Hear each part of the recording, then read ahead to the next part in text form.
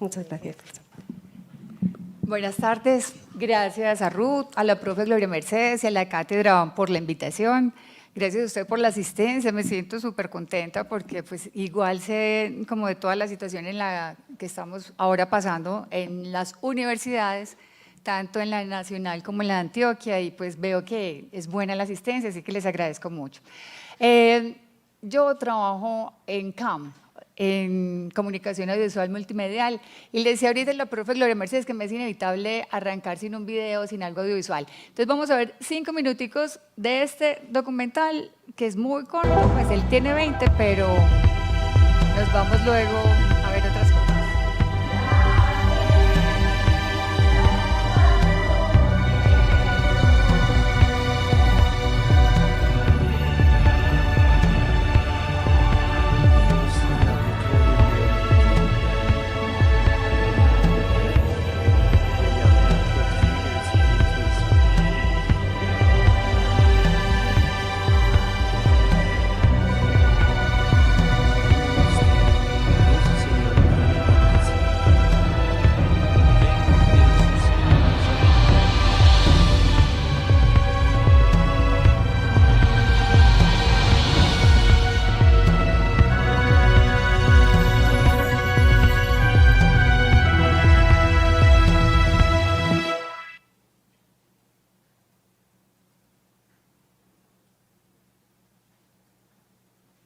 Si alguien va a hablar de una semblanza del cambio religioso en México, pues es muy difícil pensar que no aparece la presencia de la luz del mundo, ¿no? O sea, obviamente yo creo que es un elemento que tiene que estar presente para caracterizar lo que ha venido pasando en México.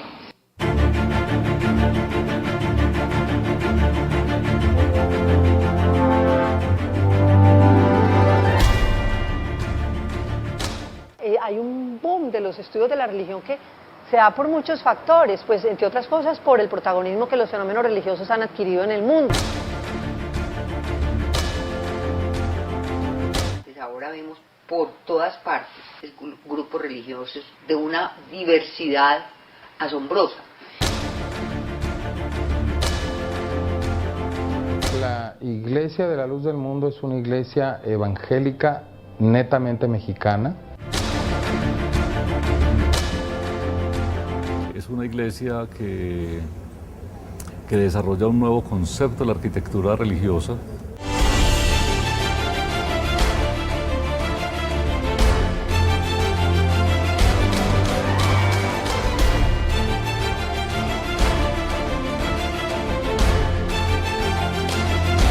Es el contingente de cristianos que está en segundo lugar después de los católicos en el país, porque es la membresía mayor. Ese es el fenómeno del pluralismo, o sea, podemos sintetizar diciendo, estamos en un país plural y ya tenemos que enfrentar desde el punto de vista académico ese fenómeno. Bueno, solamente era como un abrebocas con el asunto de que dimensionáramos el fenómeno del pluralismo religioso. Yo sé que han tenido varias ponencias y ya para este momento pues hay como digamos un recorrido de lo que puede estar pasando no solamente en el país, sino también en nuestra ciudad. Es un fenómeno que también nos es muy cercano, muy propio, y que aquí lo interesante es ver hasta qué punto nosotros estamos enterados de él. Yo quería empezar con esta frase de Ana María Videgaín porque es la que me parece más apropiada para trabajar el fenómeno religioso. Anteriormente, y casi que la costumbre ha sido que lo religioso lo estudien los antropólogos, los sociólogos, los historiadores y casi todos desde las ciencias sociales, con unas teorías que en este momento decimos encontramos muy férreas, un poco incluso drásticas para analizar un fenómeno que es tan cambiante y que es tan integral. De ahí que ahora muchos pregrados y muchos posgrados incluso solo se llaman movimientos religiosos, los nuevos movimientos religiosos, incluso las mismas facultades de teología tradicionales ahora se llaman teología y nuevos movimientos religiosos. Porque entonces me quiero basar en esta frase de Ana María Videgaín. Dado que la dinámica de los fenómenos religiosos se mueve en procesos de larguísima duración, todos los grupos deberían ser analizados partiendo de la explicitación de su doctrina y su origen para pasar a estudiar su instalación y evolución en el contexto colombiano. ¿Qué quiere decir? O sea, si nosotros desde afuera queremos ver el fenómeno, vamos a estar siempre, digamos que apostando a una teoría, partiendo de alguna hipótesis, buscando cómo comprobar algo, y es muy distinta la dinámica que propone Ana María Videgaín, porque es, bueno, ya no los miremos desde fuera, sino tratemos de conocerlos desde adentro, desde sus doctrinas. Entonces, en parte el documental y la maestría en historia en la que estudié bastante este fenómeno de la luz del mundo en Colombia y en México, ahora devenido en lo que se llama en la ponencia, vamos a ver un poco de su desarrollo y situación actual. Voy a estar haciendo siempre la comparación de lo que es desde su doctrina, cómo ellos la están pensando y haciendo un paralelo o verlo como simultáneamente, cómo podemos verlo nosotros desde afuera, ¿sí? Sobre todo desde la academia. Entonces, pues vamos a arrancar por esta parte. Bueno, un balance de lo que está sucediendo, desarrollo y situación actual es por la siguiente razón. Este tipo de religiones y sobre todo de su surgimiento, la luz del mundo arranca en 1926 en México. Su fundador es un hombre que se llama Aarón Joaquín, es una persona que venía del ejército, que se siente muy, digamos, muy atraída por lo religioso, deja el ejército y entonces empieza a buscar religiones. Estando cerca de algunos pastores, él tiene lo que se va a llamar el mito fundacional en antropología, pero que dentro de la religión se va a llamar como el momento del llamamiento de este fundador.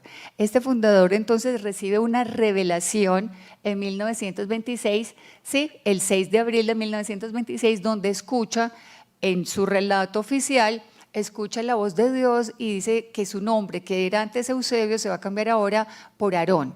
Muy parecido, si vamos a hacer el paralelo dentro de su doctrina con lo que va a ser en ese momento el pueblo de Israel. El pueblo de Israel se llama Abraham y Abraham lo primero que se le dice es sal de tu tierra, de tu parentela, y se le cambia también el nombre. Algún paralelo tiene entonces ese inicio de la luz del mundo, que empieza con Aarón Joaquín, que está en una ciudad que se llama Monterrey, al norte de México, y que también se le dice sal de esta tierra, y empieza a caminar hasta que yo te diga en dónde debes detenerte porque es la ciudad que yo he elegido. Entonces arranca así. Ahí vamos a llegar al Templo C Internacional de Guadalajara, porque es en Guadalajara donde se le dice a Aarón, donde él escucha la voz de Dios y le dice que se quede en ese lugar. Ese trayecto se hizo casi a pie, totalmente a pie, y se hizo desde el 6 de abril de 1926 y se camina hasta diciembre. Son 8 meses de puros trayectos a pie siguiendo la línea del tren, en el que el apóstol Aarón, como lo van a llamar al interior de la luz del mundo, va a ir haciendo muchos milagros en estos pueblos y en estas ciudades que se va encontrando. 1926 es una fecha clave para México porque ellos están en la guerra cristera. Sí, esa guerra cristera va a ser una cosa muy, muy fuerte para la historia y para el contexto mexicano, porque va a ser una guerra en la que se plantea una persecución, digamos, de alguna manera a la Iglesia Católica. Entonces hay un imaginario de comunistas, de un montón de gente que va aparentemente a atacar la Iglesia Católica, sienten que el gobierno los está atacando y es una guerra muy cruda, muy fuerte, porque ustedes van a ver imágenes, por ejemplo, que están súper armados los campesinos y aunque estén descalzos, tienen armas y tienen, dice uno, ¿de dónde sacan todo esto? Y fue una guerra muy, muy cruda en México. Justo en ese momento de la guerra cristera es que se da el inicio de la luz del mundo. Entonces vamos a seguir el camino de Aarón Joaquín desde Monterrey hasta Guadalajara. Se detiene en Guadalajara en 1926 y va a recibir casi que doble persecución por querer hablar un evangelio que aparentemente es nuevo, porque no tiene que ver nada con el catolicismo, pero no tiene que ver ni siquiera con las otras religiones cristianas que se conocían, sino que va a empezar a llamar la atención y también la parte de los milagros que venía haciendo el apóstol Aarón. Se queda en Guadalajara, pero en Guadalajara va a haber un fenómeno.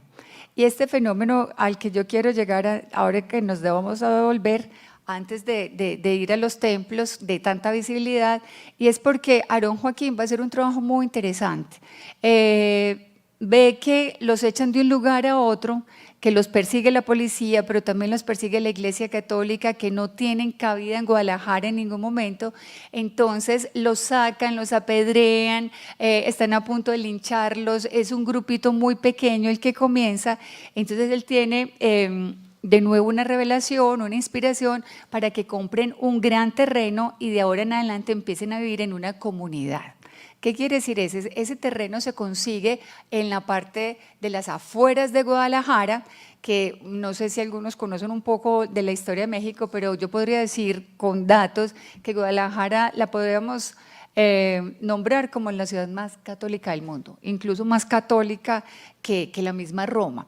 Ustedes saben todo el fenómeno de la Virgen de Guadalupe, todo ese asentamiento tan fuerte del catolicismo mexicano tiene el epicentro justo en Guadalajara. Entonces Guadalajara va a ser muy resistente a la predicación del apóstol Aarón. Ellos se van a ubicar a las afueras y van a construir esta colonia de la que les estaba mostrando ahorita, que me voy a volver. Por eso quería que Simón me moviera esto, porque yo hablo mucho, pero me muevo. Entonces, es esta colonia. Esta colonia son 15 hectáreas.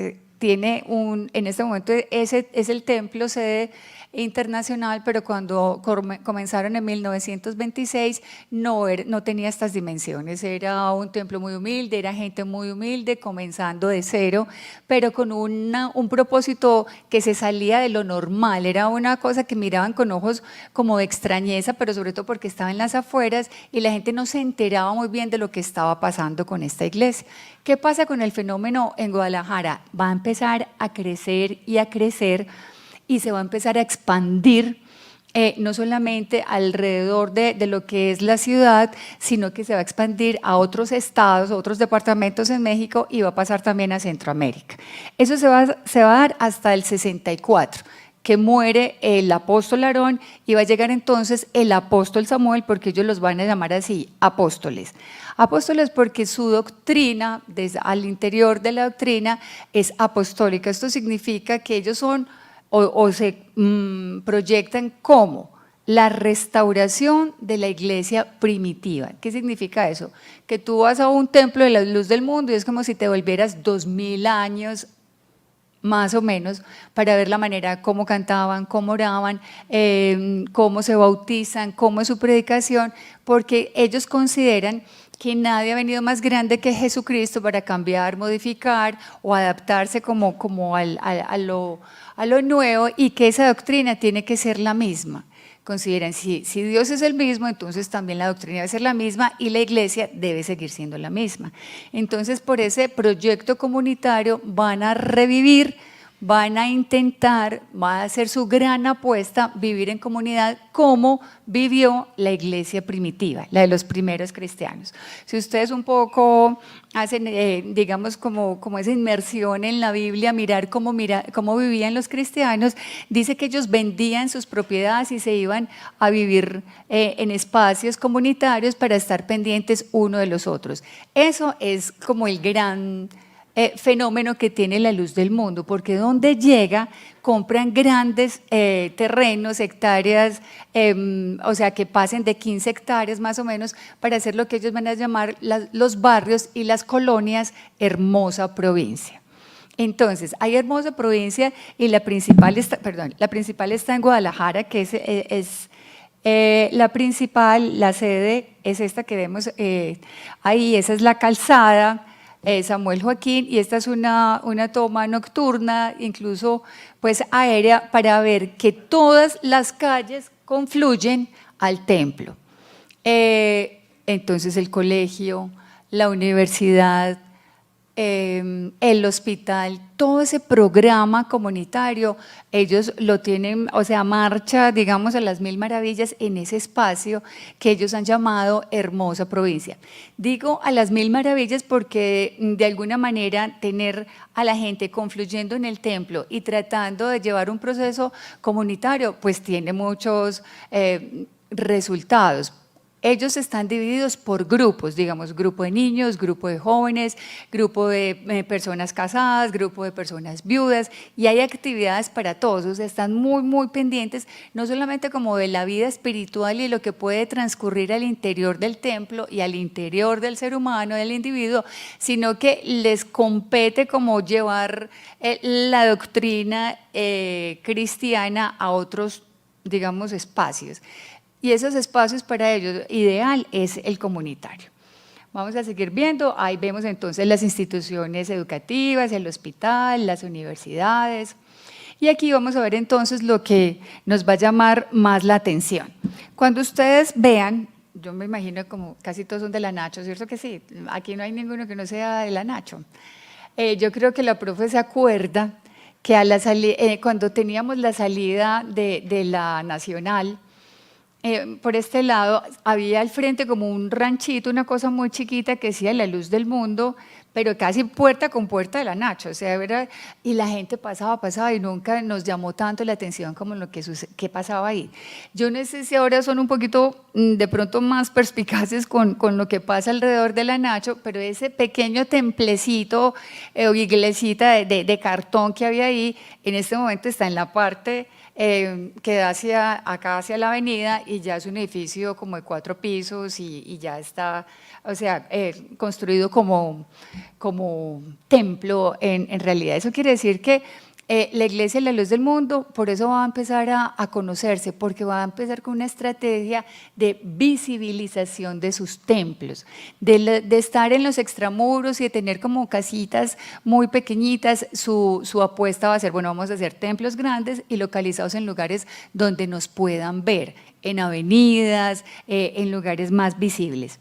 Ese fenómeno de visibilización va a empezar entonces con el segundo apóstol, con Samuel Joaquín, que va del 64 al 2014. Son 50 años en los que durante la administración del apóstol Samuel va a expandirse, no solamente por Centroamérica, que yo la vi, sino que va a llegar incluso, pues digamos, a los 5 continentes, va a llegar, va a ir desde la Patagonia hasta Alaska, porque de hecho ese templo sede tiene una réplica en Punta Arenas y tiene otra réplica en Alaska, como demostrando un poco la territorialidad y expansión de esta religión. En Colombia hay aproximadamente 150 templos de esta iglesia. Por pura curiosidad quisiera que me contaran si alguno de ustedes, me levanta la mano, ha visto alguna vez un templo en la ciudad o cuando han viajado que diga La Luz del Mundo. 1, 2, 3, 4, no, las gafas, qué pena. 1, 2, 3, 4, 5, 6, 7, 8.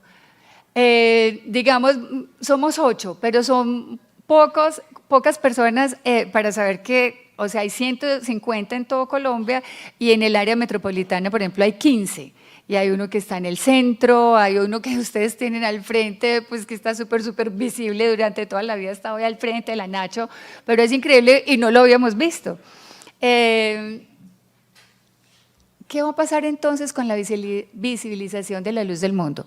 Va a crecer en expansión, va a crecer en membresía, y el proyecto grande del apóstol Samuel, que era internacionalizar esta religión, va a tener como unos resultados muy importantes y muy visibles.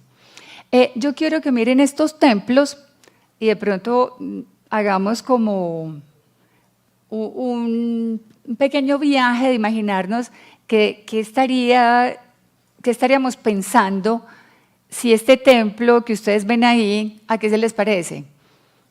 Al Taj Mahal. Pero les voy a decir dónde está este Taj Mahal. Está en Tapachula, en la selva mexicana, o sea, en la frontera entre México y Guatemala.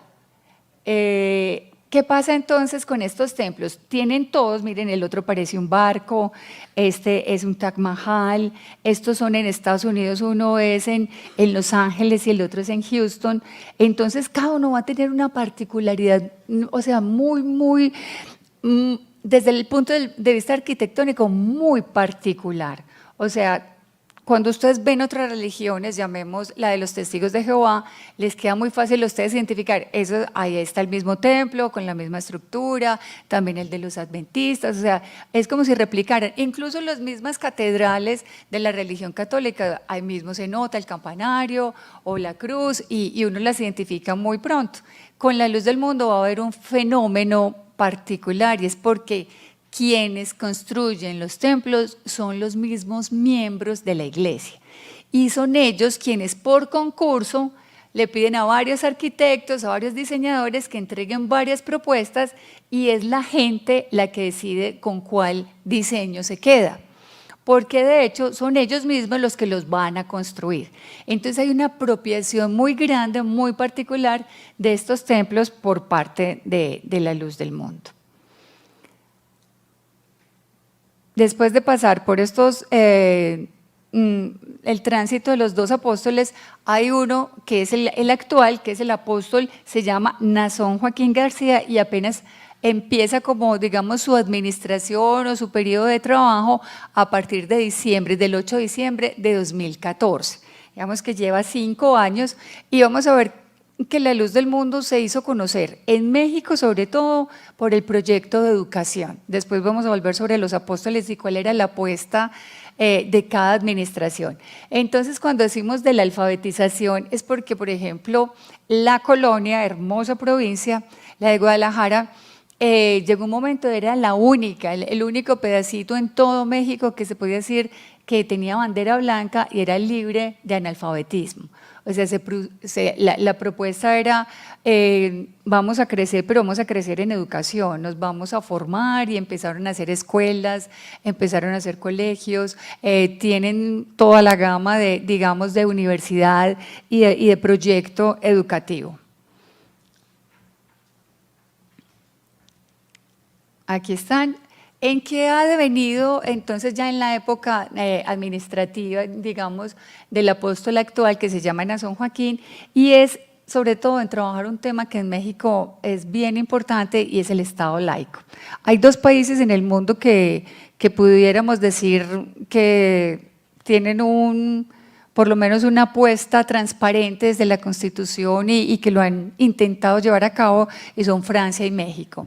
Nosotros como colombianos va a decir la Constitución que somos un país laico, pero no es sino en el papel, o sea, en la intención, pero no va a ser laico en la vida real, o sea, ni en las instituciones, ni en las propuestas educativas, ni en la vida cotidiana que llevamos. Ustedes lo comprueban desde la Corte Suprema, y hay una cruz gigante en la Corte Suprema de Justicia. Ustedes se van a dar cuenta que ustedes llegan a un aeropuerto y no es que la sala para rezar o para orar, para cualquier religión, no, solamente pues tiene los símbolos católicos. Ustedes llegan a un hospital y siguen viendo que quienes hacen los recorridos y cada cuarto de hospital tiene una cruz o tiene un símbolo que remite a este credo, lo que deja ver claramente pues, que nosotros no tenemos un Estado laico. O sea que no hemos podido separar la religión de la vida cotidiana, de la acción incluso constitucional y política que vivimos. Pero en México esta iglesia sí lo ha defendido, digamos, como a capa y espada, porque es su única garantía. Si yo les estoy hablando que México es el país más católico del mundo, si ellos no se aferran de lo que es el Estado laico, pues simplemente no existirían. O sea, sería muy difícil sobrevivir en un país donde la Constitución ni siquiera les dé una garantía. Ellos sí tienen esas garantías y se han aferrado en defenderlas. ¿De quién, siendo como minoría, de quiénes se han hecho como aliados? De todas las minorías que en México pelean por derechos humanos. Entonces tienen no solamente la visibilización que les dije en templos y en arquitectura, sino que han hecho una carrera en derechos humanos defendiendo el Estado laico. Miren, por ejemplo, acá, libertades y derechos, respeto al Estado laico, pero si miramos atrás, como los que los están acompañando y los símbolos son católicas por el derecho a decidir, o sea, no hay distinción ahí de religión o de nada, sino que la necesidad de defender el Estado laico los ha hecho reunirse con todo mundo. Estas son las colonias, hermosa provincia, y quisiera como detenerme en esta porque esta queda en Bello. No sé si ustedes han visto saliendo de Niquía al frente, como hacia la parte arriba de lo que va a ser el Éxito, la Puerta del Norte, lo que es el Cerro Quitasol. Ahí hay 16 hectáreas que ya hace más o menos unos 30 años compró esta iglesia y poco a poco ha venido desarrollando su proyecto comunitario ahí. Ese proyecto comunitario, digamos que no hubiera podido ser posible de instalarlo en La Estrella. La Estrella tradicionalmente ha sido muy católico. En otro de los municipios, digamos, incluso el mismo Medellín, hubiera sido difícil decir encontrar 16 hectáreas libres para apostar un proyecto como tal. Y en ese momento, cuando compraron ese terreno, pues ahí no había llegado ningún metro, no había llegado el Éxito, no había llegado Clínica. O sea, era todavía muy, muy solo. Parecía baldío, pues incluso como lo que ustedes van a recordar, o no sé si por ustedes o sus familias, lo que eran las mangas de Niquía o los charcos de Niquía. ¿Alguien sabe algo de los charcos de Niquía? Nadie. Bueno, entonces es de otra generación, tranquilos. Miren el trabajo, cómo están acostumbrados ellos a hacer las cosas. Se llaman faenas, una cantidad de gente que va a venir de todas partes de estos 15 templos que quedan en el área metropolitana y se van a ir allá a levantar su templo, a levantar las casas, a levantar también su escuela y su colegio, a hacer el proyecto. Esto va a llamar la atención. Sobre todo por una fiesta que se llama la Santa Cena, que se hace anualmente en Guadalajara, pero como es difícil que todo el mundo vaya hasta Guadalajara, por ejemplo, en el 94 se realizó acá, también en el 2015, y ha habido varias Santas Cenas realizadas en Colombia. Ese lugar de Niquía, de la hermosa provincia de Niquía, está proyectado para ser como el epicentro, pero para todo Sudamérica, para que la gente que tiene que ir a tomar la Santa Cena no le toque llegar hasta Guadalajara, sino que se puedan concentrar acá, digamos que en el área metropolitana nuestra. Esta es la fiesta de la Santa Cena en Guadalajara. Como verán, la gente no cabe en el templo. El templo sede llegó a ser, digamos, es punto turístico, te lo ofrecen desde que te bajas del avión porque se ganó un concurso a nivel arquitectónico y es muy, muy particular porque no tiene columnas al interior. Y al interior tú empiezas a ver y es como, miras para arriba y en el techo es como si fueran los colores del arco iris y te van como que si te estuvieras elevando. Entonces se convirtió en algo muy particular para toda la zona que también creció y ya se los tragó la ciudad y ya no se sienten como en las afueras, sino que quedaron inmersos, quedaron en medio, digamos, de la ciudad de Guadalajara. Esta imagen que ven acá es la maqueta de lo que podría ser la colonia en El Salvador. Sin embargo, es importante para poder mirar lo que vamos a llamar el desarrollo en la luz del mundo, que las colonias no dan abasto. O sea, ha crecido tanto, digamos, la membresía y el proyecto comunitario, que el proyecto actual se llama Ciudades Luz del Mundo. Y son de 100 hectáreas en adelante. O sea, ya imaginémonos, o sea, la dimensión de lo que es 100 hectáreas para un proyecto de ciudad. Estas ciudades están propuestas como ciudades inteligentes, todo un despliegue pues, de Smart Cities con todo lo que conlleva montar un proyecto como tal y ha dado resultado en México, en Estados Unidos, en El Salvador y en Colombia se espera terminar primero lo que es el proyecto comunitario de Colonia en Bello y apostarse después a una segunda etapa para formar una ciudad luz del mundo. Uno llega y se puede preocupar y decir, una ciudad luz del mundo, 100 hectáreas, y no nos damos cuenta, por ejemplo, que los menonitas han comprado 3.000 hectáreas en los llanos. Entonces uno dice, bueno, ¿de qué nos podemos como preocupar o de qué nos puede llamar la atención? O sea, cuando uno solo mira un fenómeno dice, ay, ¿qué será? Y eso se creció y se salió de las manos o qué, o de qué se trata. Y lo que no sabemos es que son proyectos que además otras religiones también vienen realizando. Quiero entrar a lo que puede ser la situación actual. Ustedes van a ver pues, esta imagen multitudinaria, son alrededor de 100.000 personas, en Estados Unidos celebrando la Santa Cena, porque ya Guadalajara incluso son 3 barrios, 3 colonias, y las 3 colonias ya no dan abasto para los 500.000 que llegan. Entonces, ya se necesita realizar esta fiesta en cada país. ¿Qué pasó con Estados Unidos? Que es en este momento donde vamos como a girar nosotros todos nuestra atención y el foco, es porque para Estados Unidos el fenómeno de que una religión, como decía por ejemplo Blancarte, que tiene un corte netamente mexicano porque surge en México, y con toda esta política que vamos a ver de Trump y lo que vamos a trabajar de Samuel, ahorita vamos a ver a Huntington, qué es lo que pasa con ese choque de civilizaciones y qué es lo que ellos miran como identidad americana. Esto les va a parecer completamente incómodo. Incómodo no solo porque moleste que llegaron estos mexicanos o que se nos ha crecido aquí en el mismo Estados Unidos esta religión, sino que van a empezar a hacer un rastreo de templos y se van a dar cuenta que también los templos son gigantescos, llaman muchísimo la atención y que como que se les salió de las manos esta religión, la que creían tener controlada como un poquito de gente a las afueras de Guadalajara. Miren la dimensión, tanto que el mismo Trump les mandó pues preguntar, y algunos senadores estuvieron en esta fiesta, pues que por qué no lo habían invitado, que por qué él no había ido, que por qué él no había estado.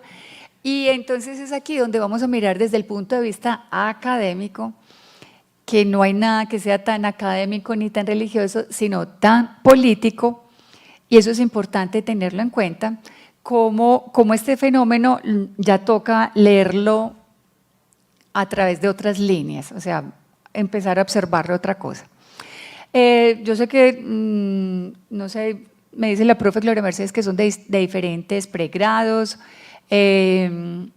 seguramente se han topado en algunos, se han encontrado con las teorías de Samuel Phillips Huntington, y 2 de sus libros que dieron como mucho pie a controversias y a mucha problematización. El primero, El choque de las civilizaciones, en 1996, y este, que es al que me quiero referir, ¿Quiénes somos? Los desafíos de la identidad nacional americana, que sale en el 2004.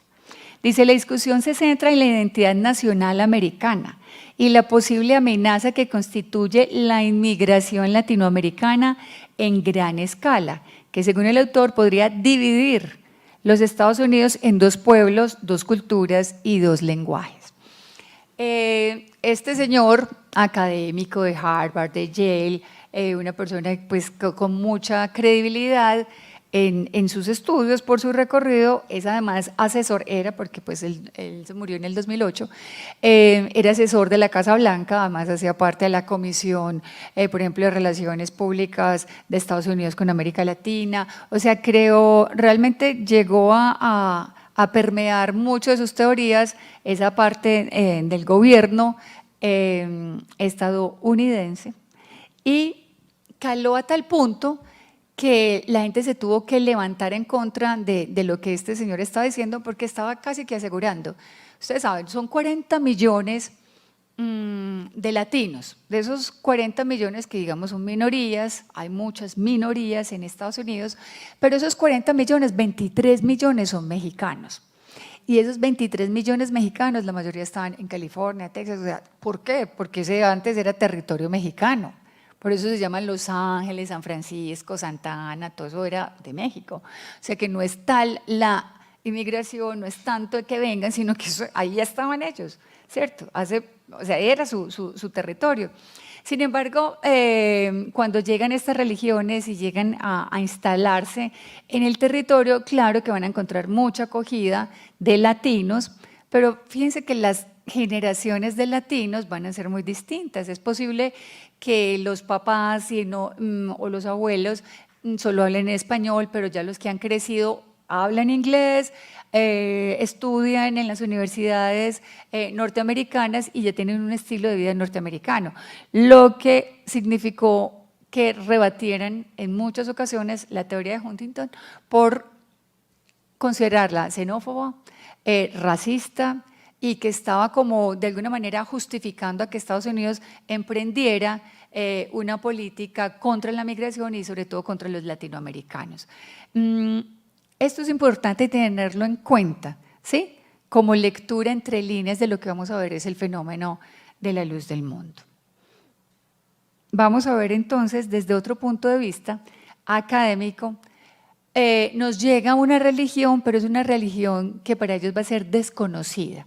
Ustedes saben, el norte de Estados Unidos, o como llega a poblarse de Estados Unidos, se logra poblar por el sueño americano. El sueño americano no era solo de los que por aquí se quieren ir para Estados Unidos, sino el sueño americano era de los ingleses y de todos estos europeos que venían buscando un refugio en Norteamérica, y lo van a encontrar ahí y se van a sentar y van a desarrollar su vida.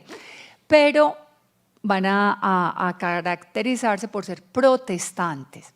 Entonces la teoría de Samuel Huntington decía, va a llegar el catolicismo, y el catolicismo va a traer atraso, el catolicismo es gente que no le gusta trabajar, o bueno, una cantidad de mitos impresionantes, y sobre todo a tratar los otros credos como enemigos, ¿cierto? Como se ha tratado a los musulmanes, y por eso estoy leyendo o quiero hacer énfasis en el libro de Martha Nussbaum sobre la nueva intolerancia religiosa, y ella lo que va a desarrollar durante todo su libro es el miedo que tiene la gente a lo desconocido.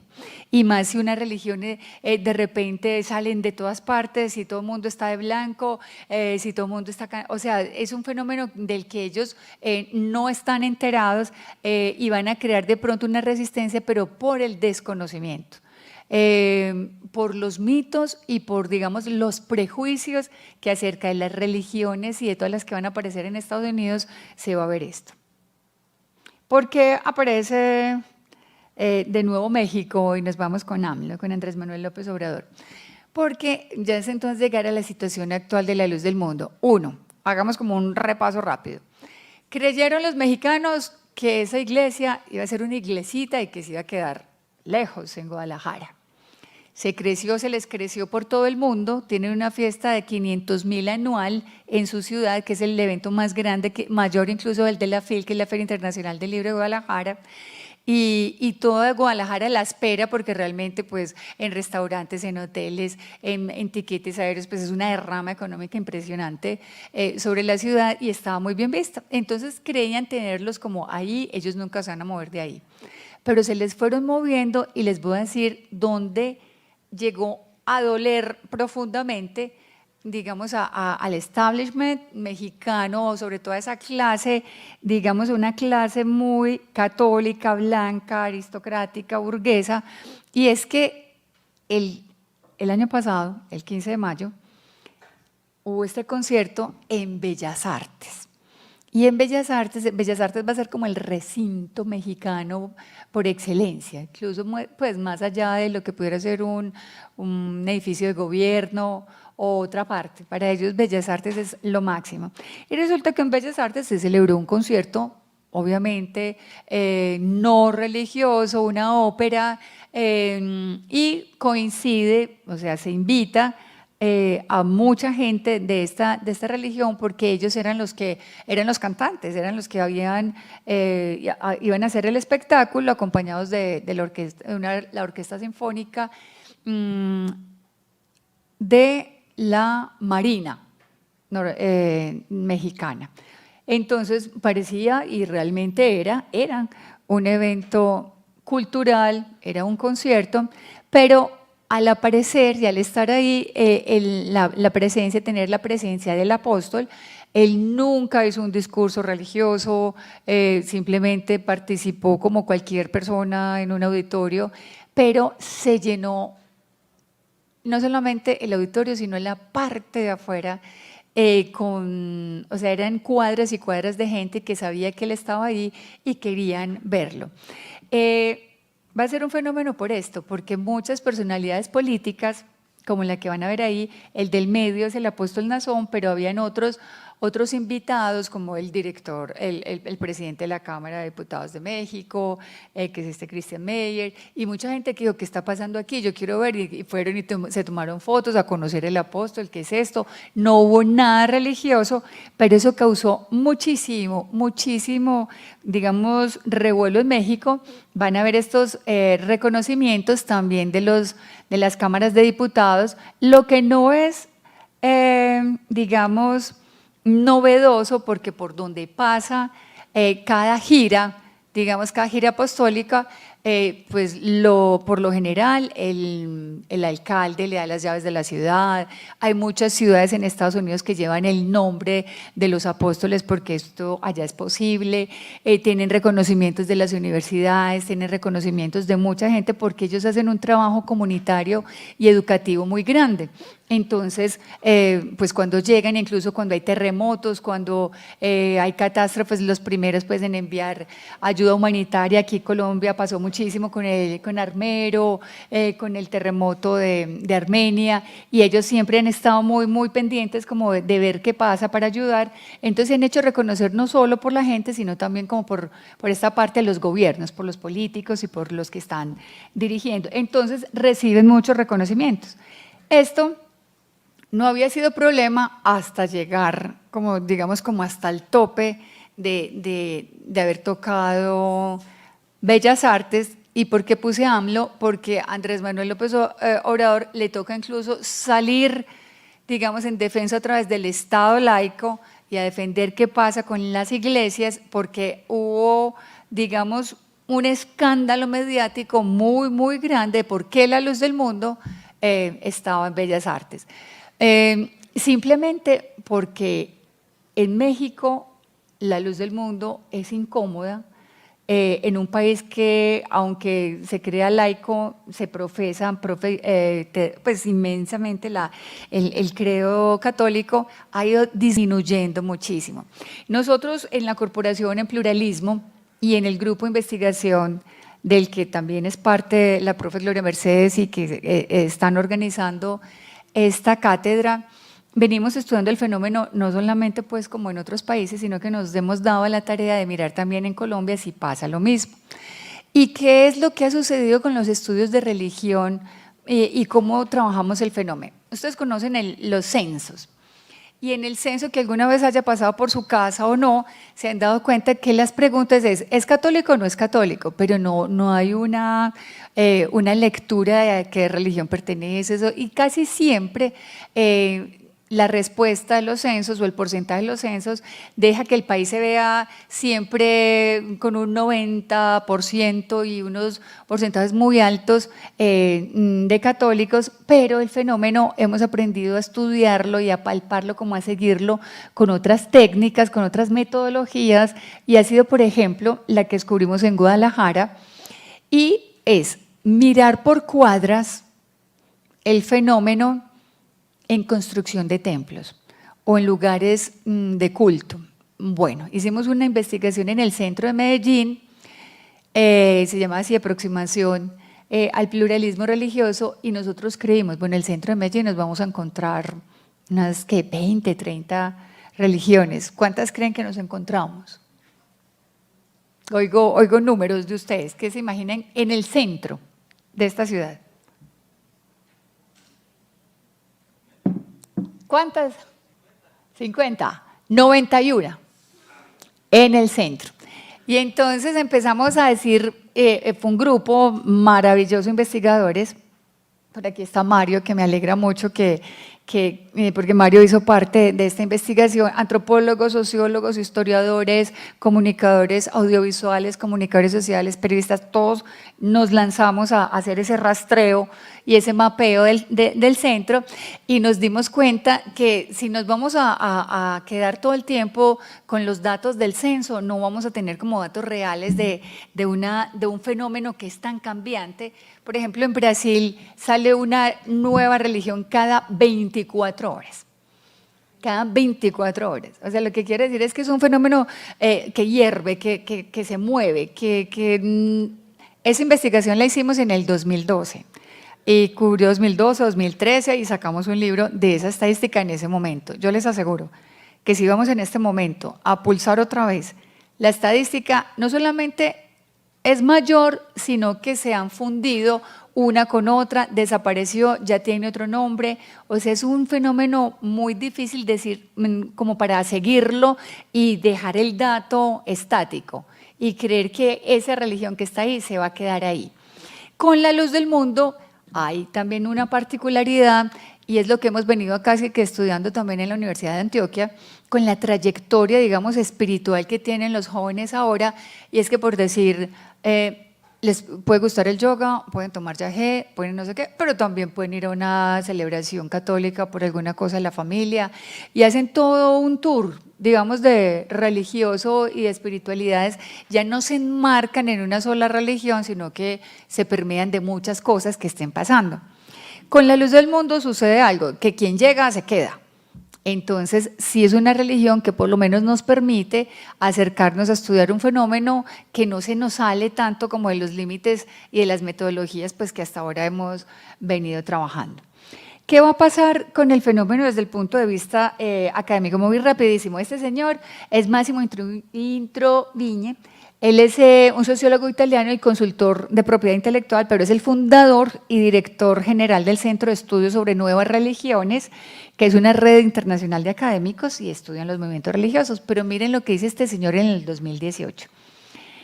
La religión de más rápido crecimiento en el mundo es ahora un cliché. Los mormones usaron el eslogan durante una época, hasta ahora su crecimiento se ralentizó. Pero ahora él dice que la iglesia, la luz del mundo, dice nunca duerme, más adormilados han sido los académicos extranjeros que no se han dedicado a estudiar esta iglesia, y dice que es la de mayor crecimiento en el mundo. Dice, fuera del este de Asia, la luz del mundo, cuya sede se encuentra en Guadalajara, México, bien puede ser el movimiento de más rápido crecimiento. Tampoco es imposible que en realidad crezca más rápido que los grupos asiáticos que mencioné, mereciendo así el título del movimiento religioso de más rápido crecimiento en el mundo. Esto es en Italia, cuando entonces por la política se incomodan los mexicanos y crean un revuelo de cómo la luz del mundo se sale de Guadalajara y se les mete, digamos, de alguna manera hasta Bellas Artes. Por el otro lado salen los académicos diciendo es la iglesia de mayor crecimiento en el mundo, entonces va creando un ruido que, quiero decir, no proviene de ellos. Si tú vas a cualquiera de sus colonias, no, ellos no son los que están haciendo el ruido, sino que hay un ruido externo de quienes los están estudiando. Y incluso los académicos, me encontré esta tesis de historia, también dirigida por René de la Torre, que ha sido como la persona que más ha conocido el fenómeno y ha escrito sobre él. Y miren en la parte de los agradecimientos lo que dice este estudiante, dice, mis visitas al entonces Distrito Federal, empiezo a agradecer a todos y voy a empezar desde aquí, dice, a este respecto también quiero agradecer al presbítero Tomás de Ijar Ornelas, persona ilustre de mi natal ciudad Guadalajara, con el cual pude dialogar abiertamente de mi tema de tesis y me ayudó a pensar en las estrategias católicas para frenar el crecimiento de la luz del mundo en el oriente de la ciudad. O sea, es increíble, ¿cierto?, que uno en una tesis se encuentre, pues es del 2016, una intención tan, digamos, tan abiertamente decidida a frenar una religión por parte de la Iglesia Católica en ese espacio que es Guadalajara. ¿Qué pasa con la situación mediática? Y me voy a volver a esta parte de la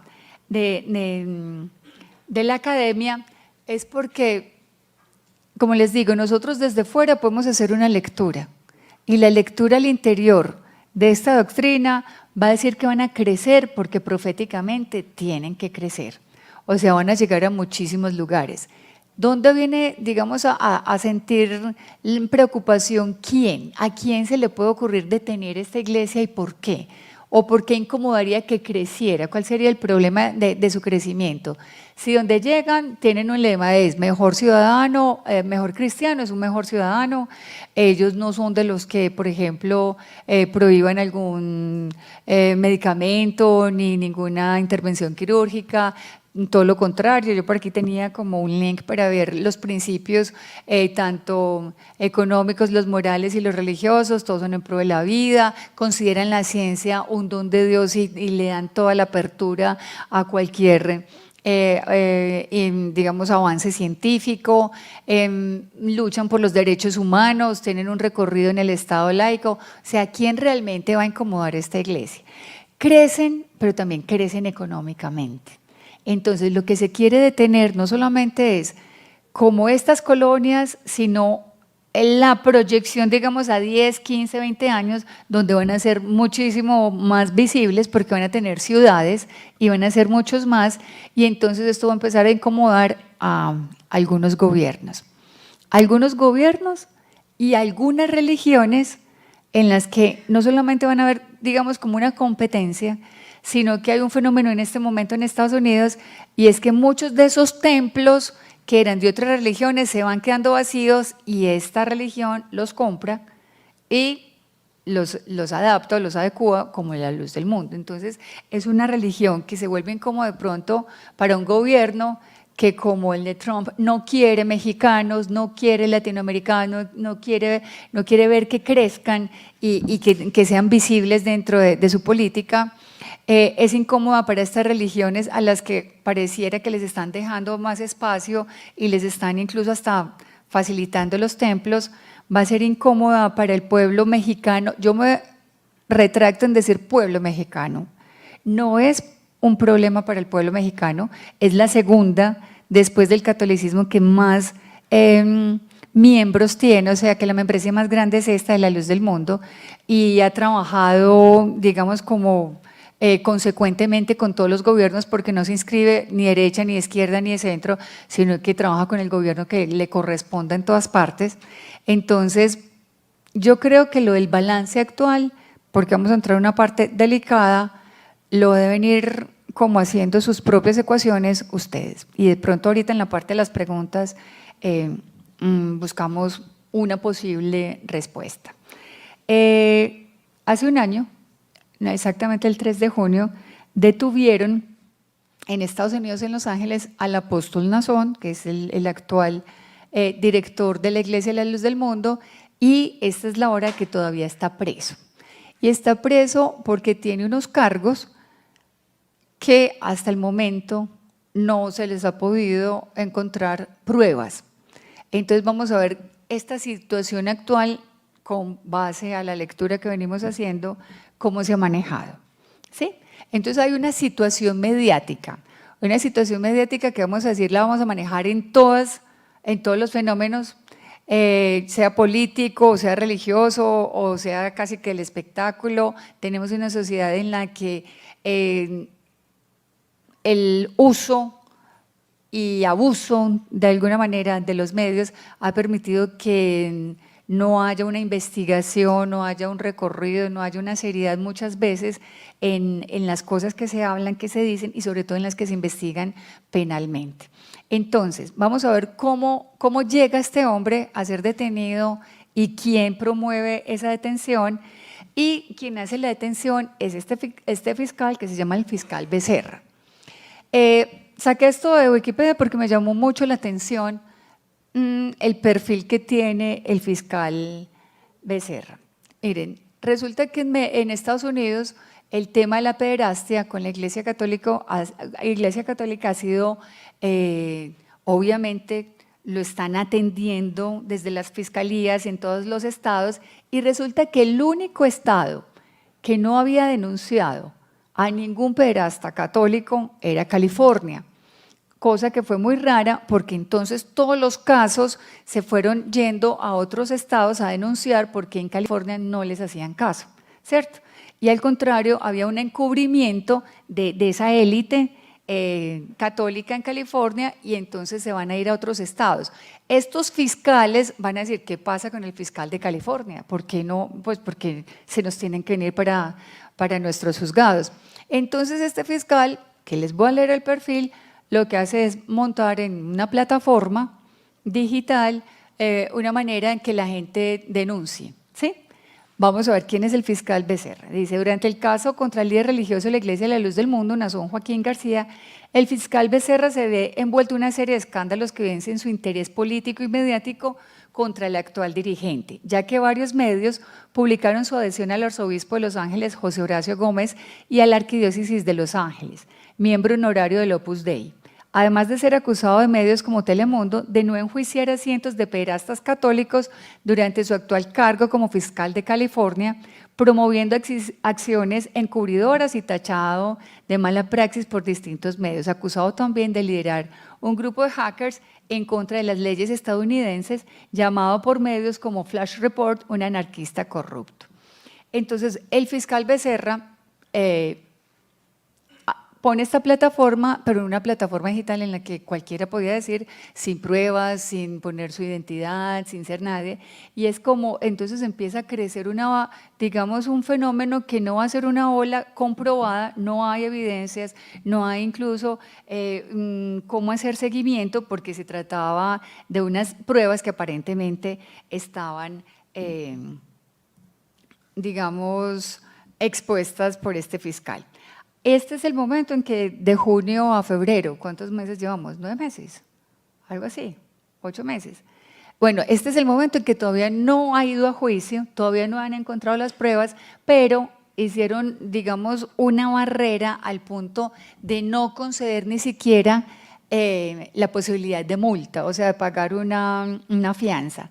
Y le fijaron la fianza más alta que en la historia de Los Ángeles, teniendo en cuenta que Los Ángeles pues, va a tener a toda esta gente de Hollywood, a todas las estrellas y a todo el mundo, fijaron una fianza de $50 millones, o sea, una cosa impagable, para que nadie pudiera decir, bueno, vamos a recoger, ¿quién va a recoger? Y obviamente eso no lo va a recoger la iglesia, sino que el dirigente dice, no pueden recogerlo, no vayan a promover, esto no es justo. La iglesia está totalmente segura y convencida de la inocencia y del recorrido que tiene este apóstol, porque no es una persona, sus dirigentes no están como lejanos, sino que viven con la comunidad, o sea, la gente los conoce desde chiquitos, conoce su vida, su recorrido, entonces es una persona que de él mucha, la mayoría de la gente, pues si lo conozco, sé esto, o sea, comprobar de muchas maneras como su recorrido y su trayectoria.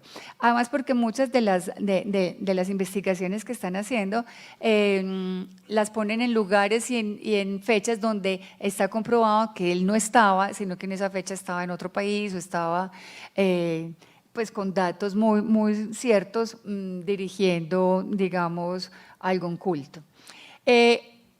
Ven atrás es la fachada de la iglesia de la catedral. Este es el símbolo de la ciudad de Guadalajara.